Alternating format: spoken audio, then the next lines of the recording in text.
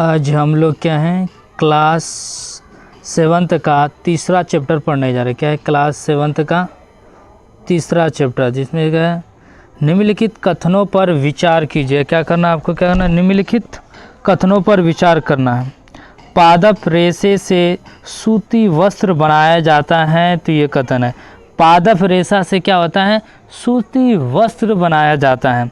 जांतव रेशा से ऊनी वस्त्र एवं सूती वस्त्र दोनों बनाया जाता है, ये भी क्या है, सही है। तो इसका ऑप्शन जो है कौन सा कथन क्या है, सही है। तो याद रखना है दोनों कथन होगा। यहाँ पर ऑप्शन जो दिया है गलत है। देखिए ऊनी वस्त्र जांतव रेशे से बनाए जाते हैं, यह भी जानते हैं कि सूती वस्त्र पादप रेशे से बनाए जाते हैं। सूती वस्त्र किससे बनाया जाता है, पादप रेशे से बनाए जाते हैं। निम्नलिखित में से सत्य कथन की पहचान करना है। क्या कौन सा कथन है, सही है। मानव शरीर का ताप सामान्यतः 35 डिग्री से कम 42 डिग्री से अधिक नहीं होता है, ये भी कथन। मानव शरीर का जो है सामान्य ताप जो है 35 डिग्री से कम नहीं और 42 डिग्री से ज़्यादा नहीं होता है। तो शरीर का ताप की माप डॉक्टरी थर्मामीटर से किया जाता है। शरीर का जो ताप मापता है क्या, डॉक्टरी थर्मामीटर से मापता है, ये भी सही है। डॉक्टरी थर्मामीटर में 35 डिग्री से 42 डिग्री तक के ताप माप सकते हैं, ये भी सही। उपयुक्त जो है इसका आंसर क्या आ जाएगा, सभी हो जाएगा। इनमें से क्या पूछा जाएगा, तो इसके आंसर क्या हो जाएगा, सही हो जाएगा। तब हम यह कैसे ज्ञात करते हैं कि कोई वस्तु वास्तव में कितनी गर्म है। किसी वस्तु की उष्णता गर्मी विषय माप उसके ताप से की जाती है। ताप मापने के लिए उपयोग की जाने वाली युक्ति को ताप मापी अर्थात थर्मामीटर कहते हैं। इससे ताप मापते क्या, ताप युक्ति या थर्मामीटर कहते हैं। डॉक्टरी थर्मामीटर से हम 35 डिग्री से 42 डिग्री सेल्सियस तक के ताप ही माप सकते हैं। डॉक्टरी थर्मामीटर को केवल मानव शरीर का ताप मापने के लिए ही डिज़ाइन किया गया है। मानव शरीर का ताप सामान्यतः 35 डिग्री से कितना होता है, 35 डिग्री से कम और 42 डिग्री से अधिक नहीं होता। यही कारण है कि इस थर्मामीटर का परिसर 35 डिग्री से 42 डिग्री सेल्सियस तक होता है। तीसरा नंबर क्वेश्चन देखते हैं। किसी वस्तु की गर्मी की विश्वसनीय माप उसके क्या चीज़ से की जाती है, यानी किसी वस्तु की गर्मी की विश्वसनीय माप जो है उसके ताप से की जाती है। किसे कहते हैं, किसी वस्तु की जो है ताप मापने के लिए किसी वस्तु की उष्णता की विश्वसनीय माप उसके ताप से की जाती है। डॉक्टरी थर्मामीटर में अंदर तरल पदार्थ के रूप में क्या रहता है, यानी डॉक्टरी थर्मामीटर जो होता है उसके अंदर में जो है तरल पदार्थ के रूप में क्या होता है, पारा होता है। डॉक्टरी थर्मामीटर में एक लंबी बारीक तथा एक समान व्यास की कांच की नली होती है। इसके एक सिरे पर बल्ब होता है, बल्ब में पारा भरा होता है। बल्ब के बाहर नली में पारे की पतली चमकीली धारी देखी जा सकती है। शरीर के सामान्यतः ताप कितनी डिग्री सेल्सियस होता है। शरीर का जो है सामान्यतः जो ताप होता है वो याद रखना 37 डिग्री सेल्सियस होता है। कितना होता है, 37 डिग्री सेल्सियस। मानव शरीर का सामान्य ताप 37 डिग्री सेल्सियस होता है। ध्यान दीजिए कि ताप को इसके मात्रक साथ व्यक्त किया गया है। निम्नलिखित कथनों पर क्या करना, आपको विचार करना है। प्रत्येक सामान्य व्यक्ति के शरीर का ताप 37 डिग्री सेल्सियस होता है। प्रत्येक सामान्य व्यक्ति का, यानी हर सामान्य व्यक्ति का शरीर का जो ताप होता है 37 डिग्री, ये सही है।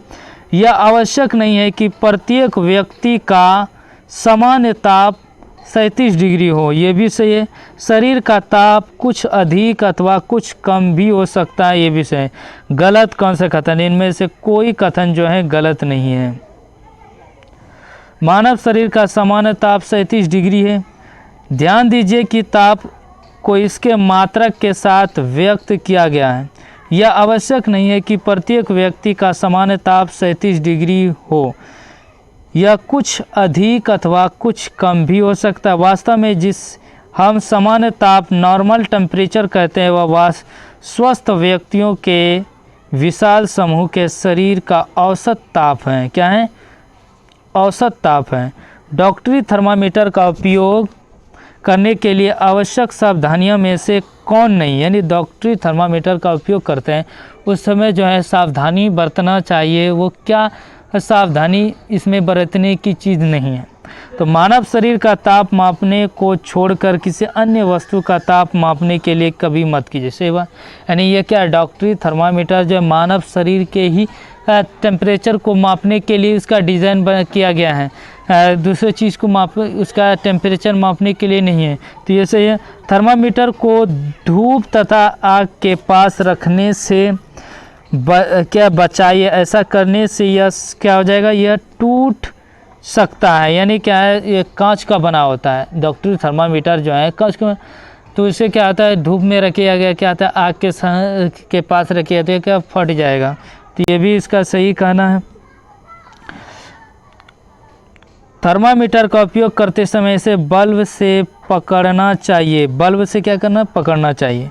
उपयोग के पश्चात धोना चाहिए। धोने के लिए किसी प्रतिरोधी एस्टिपिशन घोल का उपयोग अच्छा रहता है। याद रखना ये ऑप्शन क्या है, उपयोगी नहीं। थर्मामीटर का उपयोग करते समय इसे बल्ब से पकड़ना चाहिए, नहीं होगा। थर्मामीटर का उपयोग से पहले उपयोग के पश्चात धोना चाहिए। धोने के लिए किसी प्रतिरोधी एंटीसेप्टिक घोल का उपयोग अच्छा रहता है। सुनिश्चित कीजिए कि उपयोग से पहले पारे का तल 35 डिग्री सेल्सियस से नीचे हो। थर्मामीटर को पढ़ते समय पारे तल दृष्टि रेखा के सीधा में क्या होना चाहिए, सीधा होना चाहिए। थर्मामीटर का सावधानीपूर्वक उपयोग कीजिए। किसी कठोर वस्तु से टकराने पर यह टूट सकता है।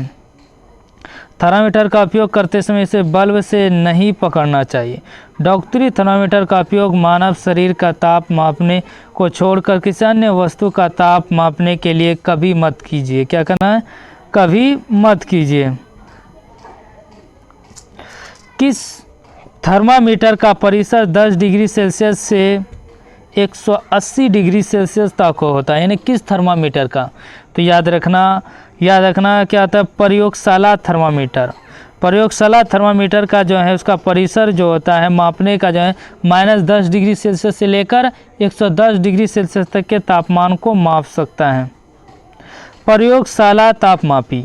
हम अन्य वस्तुओं के ताप कैसे मापते हैं, इसके लिए अन्य तापमापी में काम में लाते हैं। ऐसा ही एक तापमापी प्रयोगशाला तापमापी है। आपके अध्यापक इस तापमापी को आपको दिखाएंगे, इसे ध्यान से देखिए। इसे मापे जा सकने वाले अधिकतम तथा न्यूनतम ताप को नोट कीजिए। प्रयोगशाला तापमापी का परिसर प्रायः -10 डिग्री सेल्सियस से लेकर 110 डिग्री सेल्सियस होता है, जैसे आपने डॉक्टरी थर्मामीटर में किया था। मौसम की रिपोर्ट में दिए गए अधिकतम तथा न्यूनतम तापों की जानकारी देने के लिए किस तापमापी का उपयोग किया जाता है? यानी मौसम से संबंधित जो है अधिकतम या न्यूनतम तापों की जानकारी के लिए किसका उपयोग करते हैं?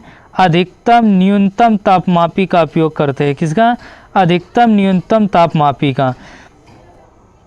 अधिकतम न्यूनतम तापमापी का उपयोग किया जाता है किस मौसम से संबंधित, उसमें कम टेम्परेचर हुआ, ज़्यादा हो गया, ये सब बताने के लिए उसका उपयोग किया जाता है। 10वां नंबर क्वेश्चन देखते हैं। उपयुक्त में कौन सा विकल्प दोनों के बीच सही संबंध दर्शाता है?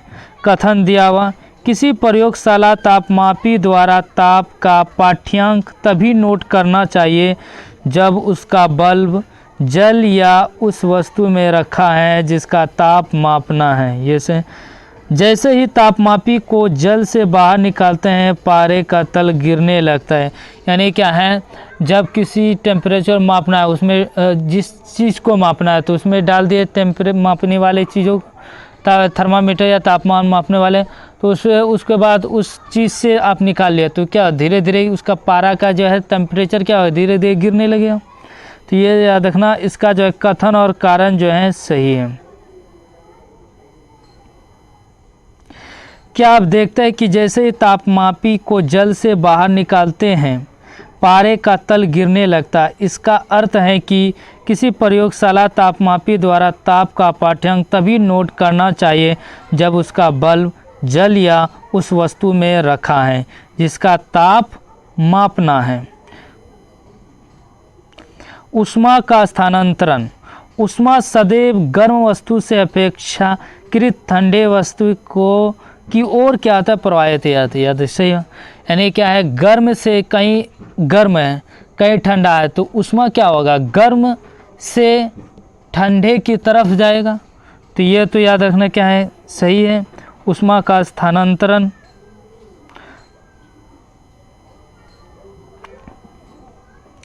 वास्तव में ऊष्मा सदैव गर्म वस्तु से अपेक्षाकृत ठंडे वस्तु की ओर प्रवाहित होती है। याद रखना क्या है, ये क्या है तीसरा चैप्टर है क्लास 7 का साइंस का। तो जो लोग क्या हैं जैसे क्लास 8 हो गया, जैसे ज्योग्राफी का क्लास 6 क्लास 7 क्लास 8 और क्या है क्लास 9 स्टार्ट किए हैं। जो लोग नहीं देखे हैं तो चैनल पर जाके देख लीजिएगा। और हम जो है डेली इस पर लाते रहेंगे। और क्या कहते हैं साइंस करा रहे हैं, क्या है क्लास 8 का हिस्ट्री भी करा चुके हैं। याद रखना ये एनसीईआरटी बेस्ड है।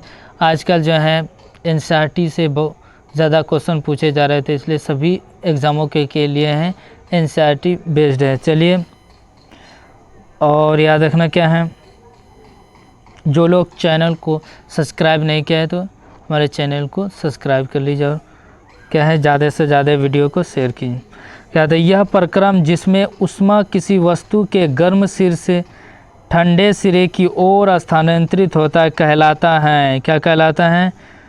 वह प्रक्रम जिसमें ऊष्मा किसी वस्तु के गर्म सिरे से ठंडे सिरे की ओर होता है क्या कहलाता है? चालन कहलाता है। वह प्रक्रम जिसमें ऊष्मा की किसी वस्तु गर्म सिरे से ठंडे वस्तु की ओर स्थानांतरित होते हैं चालन कहलाता है। ठोसों में ऊष्मा प्रायः किस प्रक्रम द्वारा स्थानांतरित होता है? चालन विधि से। क्या होता है?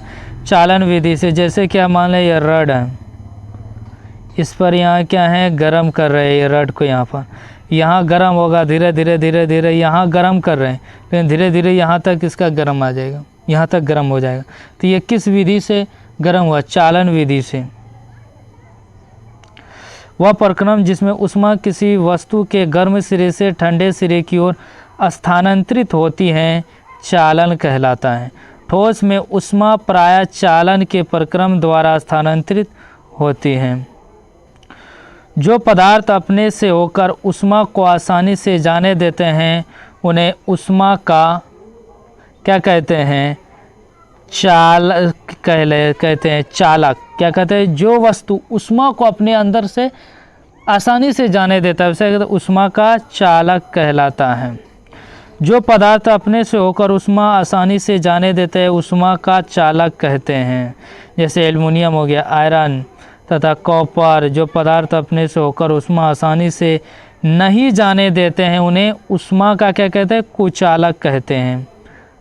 चालक का उदाहरण यानी चालक आयरन लोहा, प्लास्टिक तो नहीं होगा, कॉपर हो जाएगा। तो याद रखना, तो इसमें कॉपर हो गया, आयरन, तो 3 और क्या हो जाए 2 और 3 हो जाएगा। ऑप्शन नंबर क्या हो जाएगा? बी। जो पदार्थ अपने से होकर ऊष्मा को आसानी से नहीं जाने देते हैं उन्हें ऊष्मा का क्या कहते हैं? कुचालक कहते हैं। क्या कहते हैं? ऊष्मा का कुचालक है। जो वस्तु पदार्थ अपने से होकर ऊष्मा आसानी से नहीं जाने देते उन्हें ऊष्मा का कुचालक कहते हैं। निम्नलिखित में से ऊष्मा का कुचालक का उदाहरण नहीं, ऊष्मा का जो कुचालक है उसका उदाहरण नहीं ये बताना है। तो याद रखना, जल, वायु, लकड़ी, चादर यानी धातु। तो याद रखना ऊष्मा का चालक है, उष्मा का ये कुचालक नहीं, इसलिए ऑप्शन क्या हो जाएगा, धातु हो जाएगा। सागरीय समीर किस दिशा में चलती है? याद रखना, सागरीय समीर जो है, ये याद रखना, सागरीय समीर जो है रात्रि में जल से, याद रखना, दिन में जल से थल की ओर, गलत, दिन में थल से जल की ओर, दिन में जो क्या आता है, थल से सागरीय दिशा चलती है। अच्छा, सागरीय समीर किस दिशा की ओर चलती है? दिन में जल से थल की ओर जाता है, क्या होता है, जल से थल की ओर, याद रखना। समुद्र की ओर से आने वाली वायु को समुद्री समीर कहते हैं, यानी ये समुद्र से जो है वायु आ रहा है किस तरफ, स्थल की तरफ आ रहा है, इसे कहेंगे समुद्री समीर। किस समय होगा? दिन के समय होगा ऐसा। समुद्री समीर की ठंडी वायु का लाभ उठाने के लिए तटीय क्षेत्रों के भवनों में खिड़कियां समुद्र की ओर बनाई जाती है, यानी कह रहा है, यानी तटीय क्षेत्र में जिसका जो है बिल्डिंग मकान बना रहता है, तो वो क्या करता है, ठंडी हवा लेने के लिए क्या आता है, तटीय तरफ जो है, समुद्र के तटीय तरफ जो उस दिशा में खिड़की छोड़ा जाता है, ताकि क्या उसका जो दिन के समय जो ठंडी हवा आता है। स्थलीय समीर कब चलती है? तो याद रखना, रात के समय, रात्र में जल से नहीं होगा, रात्रि में थल से, यानी स्थल से समुद्र की ओर चलती है, ऐसे क्या कहा जाता है, स्थलीय समीर कहा जाता है, स्थलीय समीर। रात्रि में यह प्रक्रम ठीक विपरीत हो जाती है, जैसे समुद्र का जल स्थल की अपेक्षा धीमी गति से ठंडा होता है, इसीलिए स्थल की ओर से ठंडी वायु समुद्र की ओर बहती है, या स्थल समीर कहलाता है। क्या कहलाता है? स्थल समीर। ये देखें, यहाँ से क्या स्थल हुआ, यहाँ से समुद्र की तरफ जो है वायु जा रहा है, तो क्या हुआ, स्थलीय समीर हुआ। जब हम धूप में खड़े होते हैं तो हम गर्माहट अनुभव करते हैं, इसका प्रमुख कारण क्या है? यानी जब हम धूप में खड़े होते हैं तो हमें क्या होता है, गर्माहट महसूस होता है। इसका जो कारण है विकिरण, विकिरण है, क्या है, विकिरण। जब हम धूप में खड़े होते हैं तो हम गर्माहट अनुभव करते हैं। सूर्य से हम तक ऊष्मा कैसे पहुंचती है? यह चालन अथवा संवहन द्वारा हम तक नहीं पहुंच सकती, क्योंकि इन दोनों प्रक्रम में क्या होता है, ऊष्मा स्थानांतरण के लिए माध्यम की आवश्यकता है। पूछेगा ऊष्मा स्थानांतरण के लिए किसमें जो है माध्यम की आवश्यकता पड़ता है? तो याद रखना, चालन में और संवहन में ऊष्मा का अगर स्थानांतरण होता है तो उसमें क्या होता है, माध्यम की आवश्यकता होती है। क्योंकि पृथ्वी तथा सूर्य के बीच अधिकांश स्थान में कोई माध्यम नहीं है, सूर्य और पृथ्वी के बीच जो अधिकांश समय में क्या है, कोई जो है माध्यम नहीं है, कोई जुटा हुआ नहीं है एक दूसरे से। तो याद रखना, वायु नहीं है, अतः सूर्य से हम तक ऊष्मा एक अन्य प्रक्रम द्वारा आती है, जिसे क्या कहते हैं, विकिरण कहते हैं। किस प्रक्रम के लिए माध्यम की आवश्यकता नहीं पड़ती है? यानी किस प्रक्रमों के लिए जो है माध्यम की आवश्यकता नहीं पड़ती है? विकिरण में। विकिरण में क्या था, माध्यम की आवश्यकता नहीं पड़ती है। हमारा शरीर किस प्रक्रम द्वारा ही परिवेश को ऊष्मा देता है तथा उससे ऊष्मा ग्रहण करता है? किस परिवेश से? तो याद रखना, विकिरण के द्वारा। क्या होता है, विकिरण। विकिरण द्वारा ऊष्मा के स्थानांतरण में किसी माध्यम जैसे वायु अथवा जल की आवश्यकता नहीं होती। माध्यम विद्यमान हो या ना हो, विकिरण द्वारा ऊष्मा का स्थानांतरण हो सकता है। जब हम किसी तापक यानी हीटर के सामने बैठते हैं तो हमें इसी प्रक्रम द्वारा ऊष्मा प्राप्त होती है। ज्वाला से हटाकर रखा कोई गर्म बर्तन ठंडे होते समय अपनी कुछ ऊष्मा को विकिरण द्वारा ही परिवेश को स्थानांतरित करता है। हमारा शरीर विकिरण द्वारा ही परिवेश को ऊष्मा देता है तथा उससे ऊष्मा ग्रहण करता है। क्या करता है? उससे ऊष्मा ग्रहण करता है। गर्मियों में हल्के रंग के कपड़े पसंद किए जाते हैं क्योंकि क्या करते हैं? वे विकिरण का परावर्तित कर देते हैं। वे क्या करते हैं? विकिरण को क्या करता है? परावर्तित कर देते हैं। सर्दियों में हम गहरे रंग के वस्त्र पहनना हमें सुखद लगता है। हल्के रंग के कपड़े उसमें विकिरणों के अधिकांश भाग को क्या करता है? परिवर्तित कर देते हैं। इसीलिए गर्मियों में हम हल्के रंग के वस्त्र अधिक आरामदायक लगते हैं। क्या कहते हैं? आरामदायक लगते हैं। सर्दियों में आपको एक मोटा कंबल तथा एक के ऊपर एक जुड़े 2 कंबल दिए गए। आप सर्दी से बचने के लिए इनमें से किसका चयन करेंगे? मोटा कंबल अधिक गर्म प्रदान नहीं कर सकता।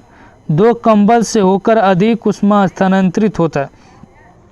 2 पतले कंबलों के मध्य फंसी वायु इससे होकर ऊष्मा को प्रभावित नहीं होने देती है क्योंकि वायु ऊष्मा का क्या है? कुचालक है। इसीलिए ऑप्शन क्या हो जाएगा? सी हो जाएगा। मान लीजिए सर्दियों में आपको एक मोटे कंबल, तो याद रखना 2 कंबलों के बीच में वायु की एक परत विद्यमान है। तो याद रखना ये चैप्टर जो है समाप्त होते हैं।